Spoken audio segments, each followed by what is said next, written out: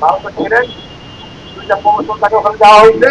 তারপর শেখ মুজিবুর ইন্ডিয়াকে হত্যার জন্য আপ্রাণ চেষ্টা করেন এবং সাফল্য হওয়ার পর ভারত এটিকে বাস্তবায়ন করে।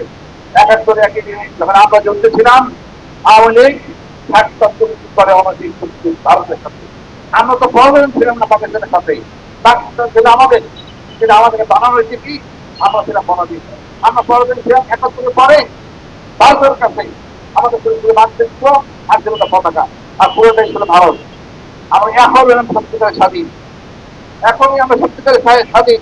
আমি ফেলেও এই স্টুডেন্ট ছাত্ররা তারা আমাদের কথা বলার সুযোগ করে দিচ্ছে, আমরা মনের কথা বলতে পারছি।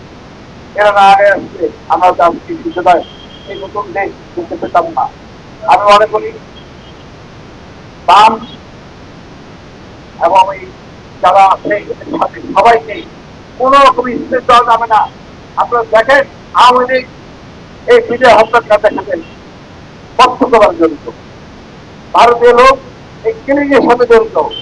এখন সময় প্রতিশোধ দেওয়া, আমরা সবাই প্রতিশোধ, আমরা আমাদের অবস্থান পরিষ্কার। ভারতকে কোনো শান্তি দেব না, ভারতের চোখে চোখ রেখে কথা বলবো। সরকার যদি কথাটা বলতে পারে, সরকার কঠোর সমাধানের করে তাকে পদত্যাগে দায়িত্ব করবো। আমাদের বাচ্চাদের শিখাবেন একটা জিনিস, অনুরোধ, ভারত আমাদের একমাত্র সত্যি। দীর্ঘ এত বছর আমরা জানতাম মাঝে মাঝে বয়া স্বাধীনতা ঘোষক, বঙ্গবন্ধু, এইসব ফালতু বয়া। আমরা এখন একটা বয়ান যাবো, ভারত আমাদের একমাত্র সত্যি। এর ঠিকানা মুক্তি চাই।